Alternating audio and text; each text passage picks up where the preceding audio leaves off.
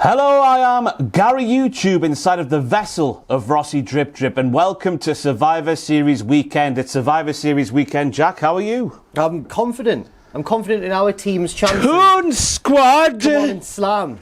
And welcome to the Jam. And we're gonna beat them. Aye, we're gonna smack Andrew in the face. I'll do that. Physically. I'll have Owen. We'll all have one. Yeah, who's Adam taking? Richard Tubman. Yeah. And then Sam can take Tom. That's what's happening in predictions and reactions. All that stuff's on the channel right now, I assume. I don't know when this is going out, to be honest with you. But we are here to look at the GOATs in the Soul Survivors game at Survivor Series. We've got the seven greatest Soul Survivors in the history of Survivor Series who have all been Soul Survivor more than once, and that's what makes them a GOAT. Let's put them in a tier and ask Samuel Driver, baby, to hit an intro. No. Oh.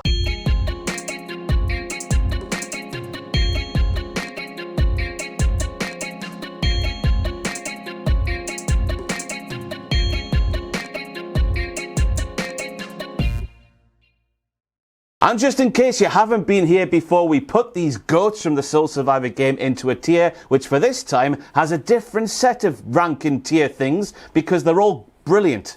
Yeah, do you want me to read them off? Yeah, why not? Go on then. Yeah, you can't be saying that some of these are in the bin or in just about bearable. It doesn't really work. So instead, Ross has gone for the best, followed by sensational. Sensational. That's a great word. Then great in the middle, underrated, and meh, everyone hypes it up too much. Fair enough. What are you going to do about it? I don't know, but we're going to put it in that bottom tier if it is overrated. But we're kicking things off with one of the GOATs in Survivor Series history, which, believe it or not, ladies and gentlemen, is Dolph Ziggler.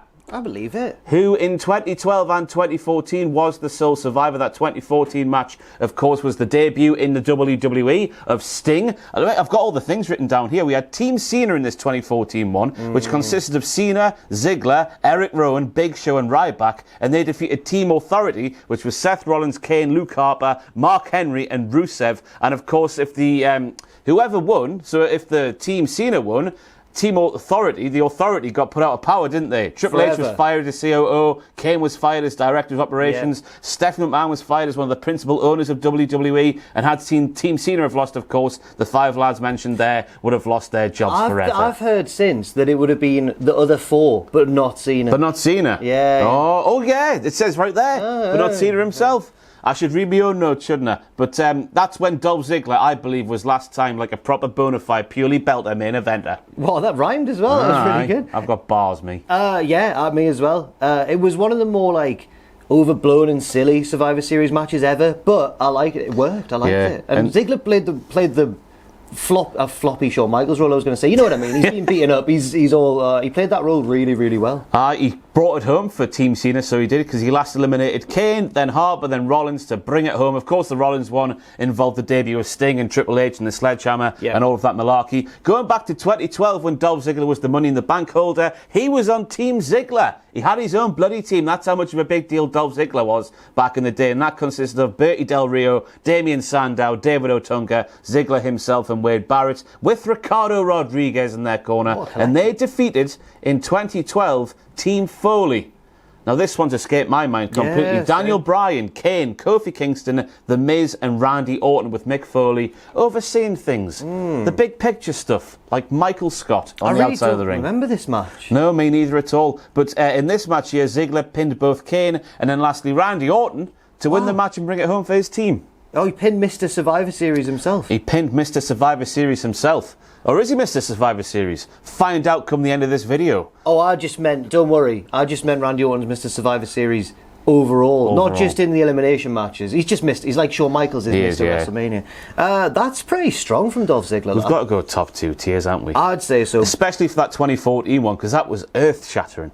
Earth-shattering. I'm scared to put him, or indeed anyone, into the very top tier yet. Oh, we can move it around as the video goes on. That's the beauty of the tier list. I'm still thinking he's top end of sensational rather than the best. I'll go with that. Purely because a lot of that second one was down to Sting. Yeah. He did get 2 eliminations before Sting, if memory serves correctly. That is pretty good. Aye.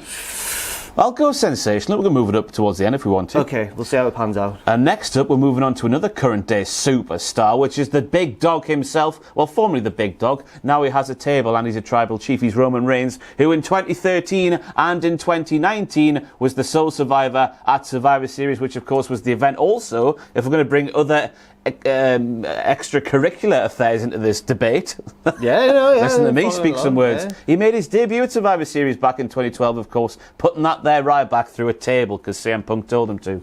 Yes. And was the sole survivor in 2019, did you say? 19. That was the NXT one we brought into the mix. That was the Keith Lee. I forgot about Keith. That was the Keith Lee one. Don't you dare forget about Keith. No, that was a great... I remember it more for Keith than I do for Roman, but I remember their final showdown was really, really exciting. So speak about that 2019 one now. We had Team SmackDown, which was Reigns, Strowman, Corbin, Ali and Shorty G, defeating Team Raw, which was Rollins, McIntyre, Owens and Orton and Ricochet, and Team NXT, which was Ciampa,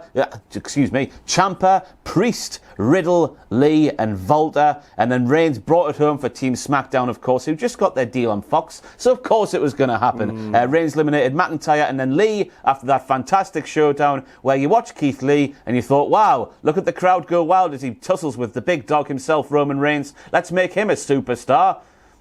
That went heartbreakingly well, didn't it? A few months later he came out of the Royal Rumble and again Brock Lesnar. Look at the crowd going wild for this moment. Who's going to be a superstar?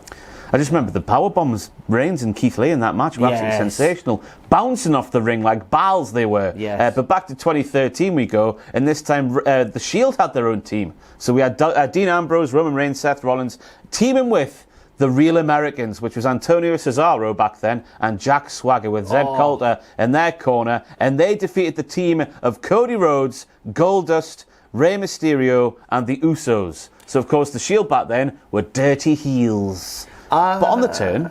Yeah, but on the turn. Was this would have been before people didn't like Roman? They didn't like him because he was a heel, but before the Roman hate. Do you remember the 2014 Rumble? Oh, of course. He was eliminating everybody. He was the last one. People going radio rental. And then 2015 came around and then, whoa! Woo-wee! Rollins eliminated Jey Uso before being eliminated himself by Rey Mysterio, which left the odds 2-on-1 in the babyface's favour. But fear not, back in 2013, WWE Wrestling fans, Reigns' part in this match, he eliminated 4 people earlier on in the match. He eliminated Jimmy Uso and Cody Rhodes, and then at the end, with the odds 2-1 in the babyface team's favour, he eliminated Goldust and Ronald Mysterious to bring it home for the Shield. Are you saying he eliminated 4 of the 5 people on the other team? Yes, he did. What? That's big. That's pretty big. And in the other one that we've talked about, there was more people in that match, so it's harder. There was. I think in kayfabe terms, that's better than Ziggler. But then we're looking at who he eliminated. Ziggler's eliminating. Who was he eliminating? Kane, Harper, Rollins. He's eliminating Rhodes, Goldust, 2013 Ray. Yeah. It's not 2006 Ray. I guess so. I guess the Rollins and Reigns were left with a 5-on-2 disadvantage and then still brought it home. So I guess that's for something. Those brave heels. Yeah. Oh, that is tricky. This is an interesting debate now. How much stock do we put in the opponents who were eliminated from the matchup? Yeah, but the fact that in 2019 he eliminated Keith, who at the time was on fire. A roll, yeah. I think I'm gonna recommend anyway that he goes in sensational as well. I'm fine with that. Right, okay. I'm fine with that. But again, as you say, we can always. Oh yeah, we need to find out a best by the end of the video. Otherwise, what's the point? And could the best be Dwayne "The Rock" Johnson, who in 1996, on his WWE debut inside MSG at Survivor Series, and in 2001 at the end of the Alliance thing, the storyline with the Alliance, that was the thing at the end of 2001. The invasion. Aye, the invasion. That's what I was looking for there. We're trying to cram so much into today and I'm panicking, but there we go. So that's what he did. That's when he was sole survivor on the 2 occasions. Back in 96, it was an all-star affair that Rocky Maivia had to fight his way through because Jake Roberts, Mark Miro with Sable, Rocky Maivia, and The Stalker. The Stalker? Barry Windham. Oh, right, okay. But he was called The Stalker for some reason. Wow. Just used to stalk folk in the night time and whatnot. They defeated, and brace yourselves everybody, Crush, Goldust with Marlena, of course, back then, Jerry Lawler, and Hunter Hearst Helmsley. Whoa. Dwayne got the last 2 eliminations of this match, seeing off both Crush and then Goldust, who back then was a big deal. We all know that one back in 1996. So that was 2 monumental eliminations there for Dwayne. Then in 2001, I think it's my favourite Survivor Series elimination, which is a weird sentence to say, but when Kurt Angle double-crossed the Alliance and went back to Team WWF... And off he goes in the crowd. Yeah. Like, yes. The Rock eliminated Stone Cold, didn't he, finally to bring it home for Vince McMahon and win the war! Doing that on the stage, weren't we? He saved the Federation. He did.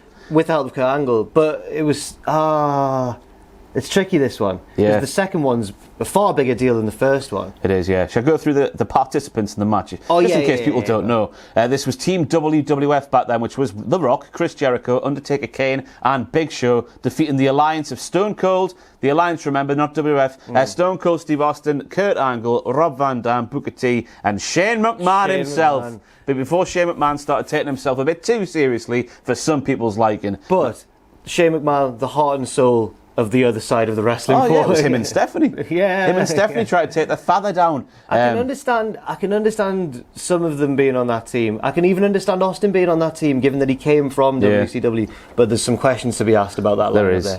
As well as doing Stone Cold Steve Austin in 4-1 at the end of that match, he also eliminated pronounced Pal Ross. The Rock also eliminated Booker T, Kurt Angle before Kurt Angle came back. I guess he slapped some sense into Kurt Angle at the end of the day.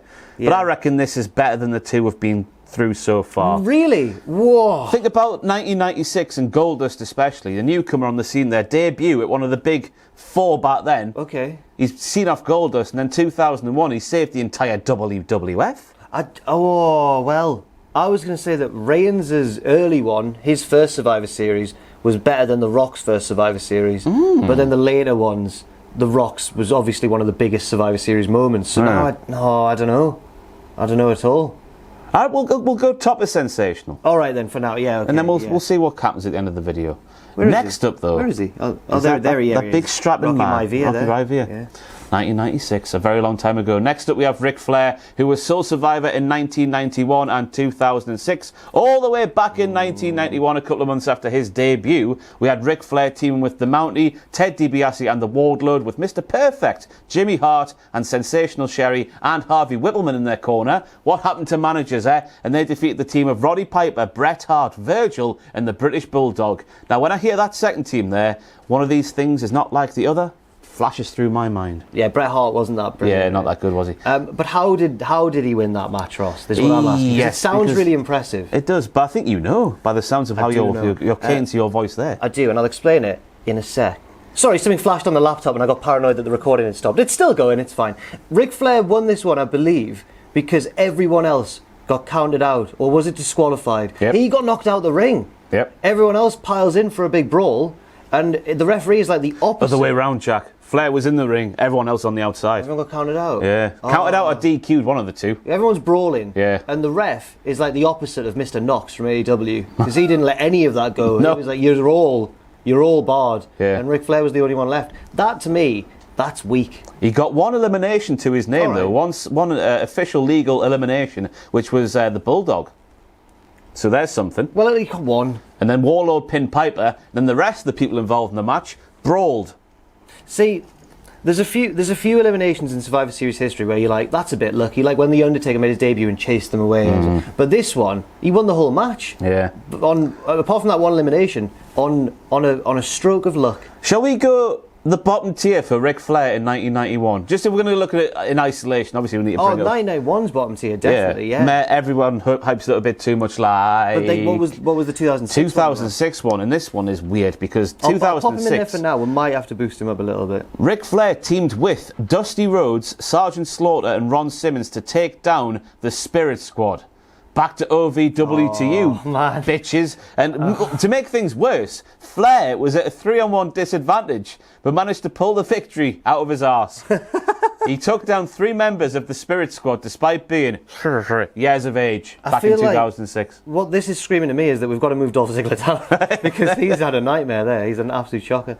This hasn't really... I know you said he was 3-on-1, but the Spirit Squad at the time were treated really like expendable clones of each other. Towards the end of 2006, it was painful. Yeah, they were getting their arses handed to them and jumping around. this doesn't raise his stock for me in Survivor Series terms. I'm fine with him being up there with, because I imagine people hear, oh, Ric Flair 3-on-1 disadvantage against the Spirit Squad. Oh my God, that's impressive. Oh, Ric Flair took down several people by himself. Oh, that's impressive. But they're not as good as they sound, are they? No. And that's exactly what that bottom tier was about. All right, okay, fair enough then. I'm glad that I've agreed with that then. Yeah, good not stuff. impressive. Next up, we have Terence Bollea, who was the sole survivor in 1989 and 1990 at Survivor Series. But he was on the first team ever to lose a main event at Survivor Series, so swings and roundabouts, innit? Swings and roundabouts. Back in 1989, though, the Hulkamaniacs, which was Hogan, Jake Roberts, Axe and Smash, they defeated the $1 Million team of Ted DiBiase, the Warlord, the Barbarian, and Zeus, with Virgil and Mr. Fuji in their corner. And Hogan, of course, didn't do much in the match, but he got the final pinfall on Big Ted to bring the match home for his team. Then we go into 1990, and it was a 3-on-5 kind of thing.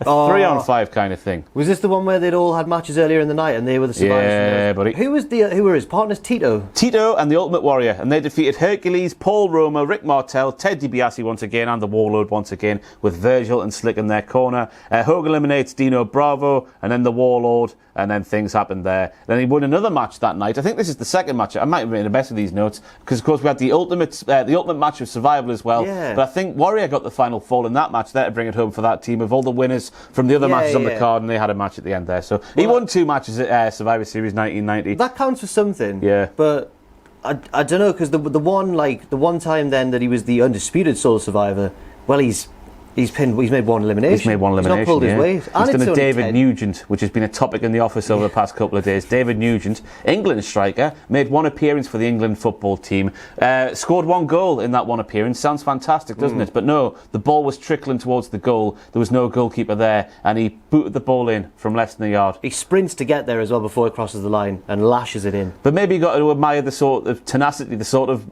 awareness that I might not be here again. So let's make the most of it. If I was in David Nugent's shoes, I would have done exactly the same thing. Yeah. But I guess David Nugent and Hulk Hogan aren't the same thing. They're not the same thing. Hulk Hogan knew that he was going to get more caps for Survivor Series. Yes.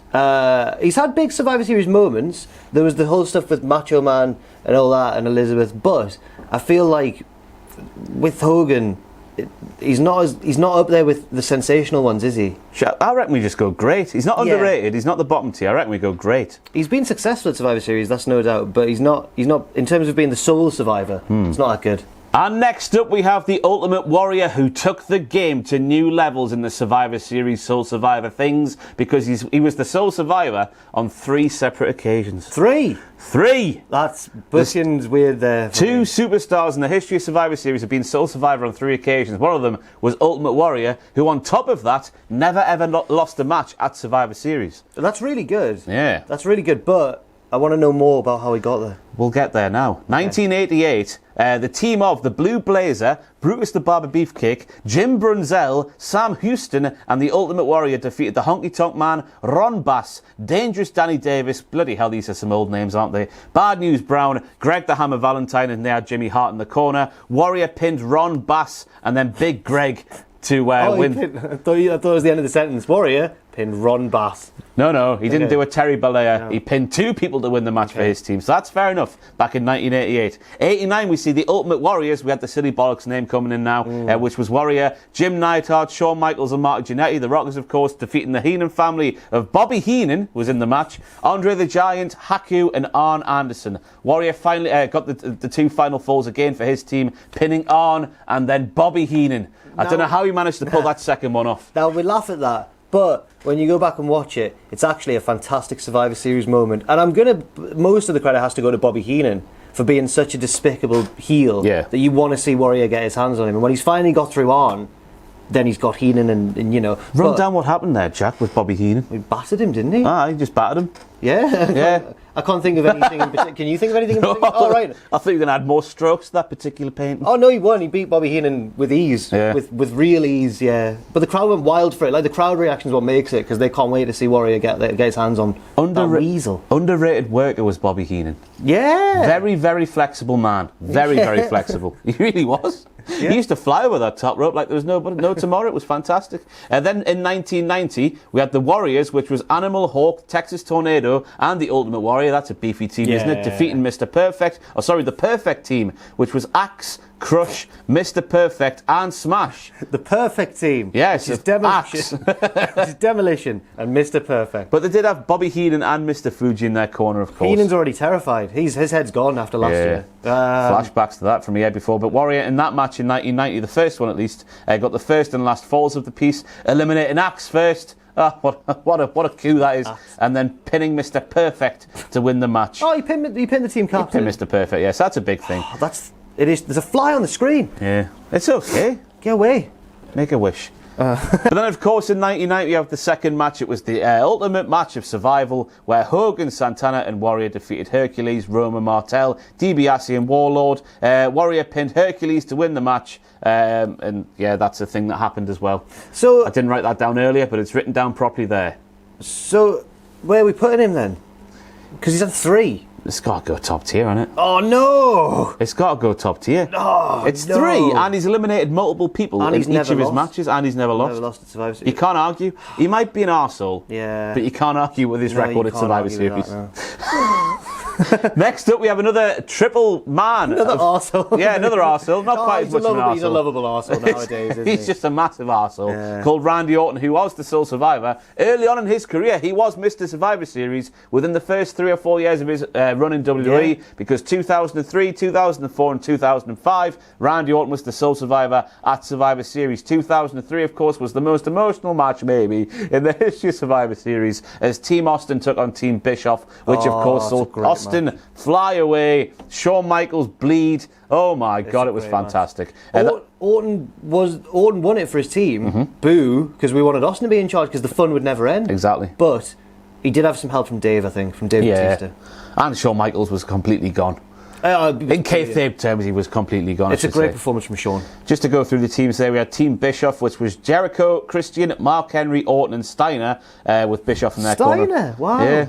Bischoff, Teddy Long and Stacy Keibler in their corner, and they defeated Team Austin, which was Booker T, Bobby Ray Dudley, Devon Dudley, Rob Van Dam and Shawn Michaels with Austin in their corner. And in that match, Orton eliminated Rob Van Dam, and then lastly Michaels with the help of Big Dave to bring it home for Eric Bischoff. Then he took over on Monday Night Raw, and we never saw Stone Cold again. Shame, innit? It's a huge accolade to give a very young superstar at the time. So that is certainly an impressive start. Yeah. 2004, we see Team Orton. He's got his own team now, which is Orton, Benoit, Jericho, and Maven. 2004 was the year of Maven. I don't care about 2002. This spawned something great, because this was the Survivor Series where the winning team, each member got a book, an episode of Monday Night Raw. That's and Maven a great gimmick. Maven put himself in the world title picture, which of course you would do. Even if you're Maven, it's fantastic. In the era where we've had 10 years ago, the era of the celebrity guest GM on Raw and everything. Why are they so hesitant to bring back this stipulation? It's fantastic. It is fantastic. But they defeated in 2004 Team Triple H. Now, I want you to try and remember who the last member is without looking. Have you looked at the screen enough? I've not got my lens in, so that's all right. So Triple H, Batista, Edge, and who? 2004. Triple H, Batista, Edge, and I'll guess Flair. He was at ringside. Oh, he was at ringside. Main event scene at Raw 2004. Oh, Batista? Or was this after Batista's turn? It would have been. No, it would have been Batista. One of the biggest names on Monday Night Raw in 2004 was Gene Snitsky. Oh, wow. How has he managed to get in there? I've got no idea. He was hoofing babies, then he was in the main event of Survivor Series in 2004. Trying to hoof Maven. Aye. Well, who did look like a baby. Yeah, he's not. Have you seen him since? He's aged fantastically. Oh yeah, he looks the same, doesn't he? He's fantastic. But Orton in that match in 2004 eliminated the final two, which was Edge and then Triple H, which sounds okay, but it was all the more impressive because Edge and Triple H were against Orton on his own, so he overcame a 2-on-1 disadvantage. Yeah, and especially against Triple H in 2004, that's no mean feat. It's really not. And when watching it, there's shades of what would happen to Orton later on with Kofi Kingston. So I'd like to think that played into their thinking. I've got no idea if it did or not. Yeah. But that's another big win for Randy. I do like the fact that Orton got one over Triple H that period of time. Because Triple H just had his number every single bloody time. The babyface run of Randy Orton was not a strong point, but this was a strong point of that week period. Yeah. 2005, we had Team SmackDown, Brown Warfare. Brand warfare. Brand warfare happened. Team SmackDown, which was Batista, Big Bobby Lashley, littler JBL, and then Randy Orton there. I don't know how to compare. Tiny Randy Orton. Yeah, it was the slender Randy Orton compared to JBL. And Rey Mysterio as well, who was really small. They defeated Team Raw, which was Big Show, the Masters of Cool, Kane and Shawn Michaels. Just in case you aren't aware, the Masters of Cool were the greatest tag team in 5-star wrestling history, and they were Carlito and they were Chris Masters. Yes. This is the one, isn't it? This is the one with the moment on his shoulders, and you've done it, and then bong. What's going on now? Yeah, great reaction from Randall. Yeah, shocked face. The only time Top tier. The only time in that, well, no, I guess there was moments in that feud with Undertaker where Randall was scared, but it's the only time since that he's ever been scared. I don't think he was scared once in his feud with The Fiend or with Bray Wyatt. He's never scared anymore. You know who he's scared of, though? Omos. He keeps saying to Randy, stop getting involved with that big man. Riddle. Stop getting involved with that big man. Just keep your distance and that. Be tactical. Yeah. Hold and give and do it at the right time. Yeah. Yeah. Slow I wonder where and that's fast. going. Are they going to break up? Oh no, there'll be a singles match with Omos and Randy Orton at the Rumble or WrestleMania. I'm ready for it, mate. I'm ready to see Omos just pin Randy Orton with a foot on the chest. I'm ready for that to happen. Imagine. But back in 2005, before The Undertaker came back and scared Randy Orton pooless, Randy Orton got the final elimination of the match. He did a Terry Bollea, everybody. He got Michaels out there to win the thing right at the end. So that's all he did there. I mean, he did more than that in the match, but he just got one elimination. Okay. I mean, it's top tier for Randall. It's top tier, isn't it? Yeah. And I would argue, Jack, that is the toppest of the top tier. Ooh. That 2003, 2004, 2005 run of Randy Orton. When he's done more at Survivor Series, of course. But in terms of being the sole survivor, I would put to you, especially because of 2004, he is the greatest sole survivor in the history of Survivor Series. And I would agree. Do we need to move anything around in that tier? I don't think so. We could try and move things around in Sensational, maybe. Dwayne stays there because of 2001, surely, and because of beating Goldust in 96. Okay. Ziggler, 2014 was monumental. 2012, not so much in my eyes. It was just a team of random babyfaces, wasn't it? I think we'll leave that as it is. Yeah, maybe that's fine. Reigns brought it. Well, Reigns maybe. I don't think he eclipses Dolph though. Who was he against in 2012? I've forgotten. 2013, sorry. Well, he was with the Shield. He took on. Oh, that was the team of random babyfaces. Yeah. No, I think we leave that as it is as well. Yeah. Sorry, Ziggler was against Team Foley. That's why I'm getting mixed up. Right. Well, then maybe we've just done it. Nailed it in one. Hole in one, everybody. Are there any more notable absentees in terms of sole survivors that you should have, or you're saying I should have put in that tier? Maybe Kofi. Just for that moment. Yeah. But for me, he would be like maybe with Hogan and Gray. He wouldn't be in the upper reaches because there was only the one, and it led to the feud where he got called stupid. So I'm not sure about that. So there we go. Though that was the tier list about the GOATs in the Sole Survivor game at Survivor Series. Let me know, or let us know, there's two people here, let us know if we missed anybody off this, even though I put it all together. So just let me know, I guess, if I missed anybody off. I hope I didn't. That's a very comprehensive list of all the people who have done the Sole Survivor thing more than once in Survivor Series history. Any closing remarks? No, I've enjoyed it. I think we're going to win as well at Survivor Series in the predictions. Toon Squad! And thanks for having me on. Not a problem. We're going to do many more videos today, so sorry if this felt a bit rushed. Thank you for your time. I've been Rossi Drip Drip in the vessel. No, the other way around. I've been Gary YouTube in the vessel of Rossi Drip Drip from Cultaholic Wrestling. Check out all the Survivor Series content. I assume there was a live stream last night, maybe with Adam. If it's in the future, it's on this very YouTube channel. We've got 2 Survivor Series lists. We've got a brand new review show on Twitch at 1 p.m. GMT. That's UK time for everybody. Where Tom and Andrew, boo that dirty little Andrew, will be doing a big review of Survivor Series. That's the thing we're going to start now for all the pay-per-views, and then bring in some Raw and some SmackDown and some AEW as well when we get a bit more comfortable with the setup. So there we go. Big things to come. Lots of videos, lots of content. I've been Thingy. He's been Thingy. We'll see you in a thingy.